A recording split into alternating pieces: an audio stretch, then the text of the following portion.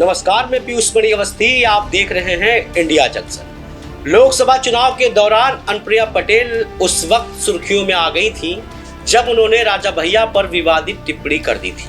शायद यही वजह थी कि राजा भैया ने सीधे तौर पर इंडिया गठबंधन का साथ दे दिया था।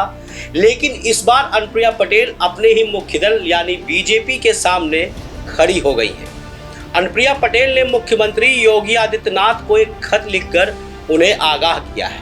अनुप्रिया पटेल ने खत लिखकर योगी आदित्यनाथ से कौन सी ऐसी बात कह दी है जो इस समय चर्चा का विषय बन गया है। ये सब कुछ हम दिखाएंगे अपनी इस स्पेशल रिपोर्ट में। अनुप्रिया का खत। लोकसभा चुनाव 2024 के दौरान अनुप्रिया पटेल ने राजा भैया को सीधे तौर पर चैलेंज किया था।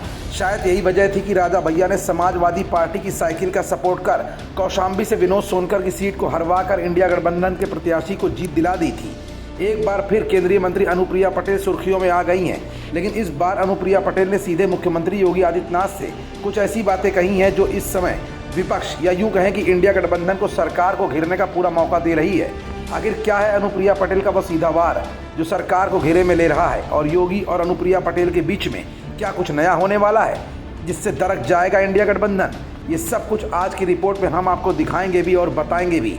दरअसल केंद्रीय मंत्री अनुप्रिया पटेल ने मुख्यमंत्री योगी आदित्यनाथ को पत्र लिखकर कहा है कि प्रदेश सरकार की साक्षात्कार वाली नियुक्तियों में ओबीसी, अनुसूचित जाति और अनुसूचित जनजाति के अभ्यर्थियों को ये कहकर छांट दिया जा रहा है कि वो योग्य नहीं है। केंद्रीय मंत्री ने पत्र में साफ तौर पर यह भी कहा है कि नॉट फाउंड सुटेबल कहकर नियुक्तियों से SC, ST, OBC को रोका जा रहा है। बाद में इन पदों को अनारक्षित घोषित कर दिया जा रहा है।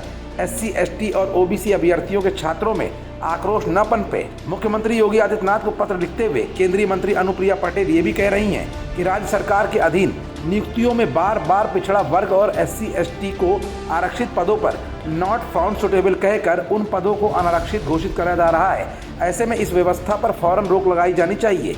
अनुप्रिया पटेल ने अपने पत्र में ये भी खुलासा किया है कि जल्द से जल्द सरकार को इस पर एक्शन लेना चाहिए।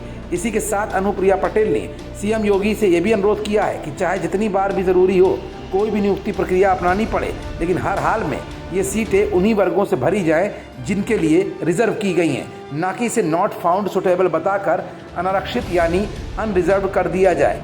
कहीं ऐसा तो नहीं कि अनुप्रिया पटेल इस चुनाव में वांछित रिजल्ट न आने की वजह से SC, ST और OBC की जातीय समीकरण की राजनीति में नई शुरुआत करना चाहती हैं। इस लेटर के जरिए शायद अनुप्रिया पटेल की बातें यही बयां कर रही हैं कि उनकी नज़र 2027 के होने वाले विधानसभा चुनाव पर खास तौर पर जातीय समीकरण को लेकर उधेड़-बुन में पड़ी हुई है। फिलहाल अनुप्रिया पटेल का CM योगी को लिखा ये पत्र इस समय काफ़ी वायरल हो रहा है और चर्चाओं में भी आ गया है।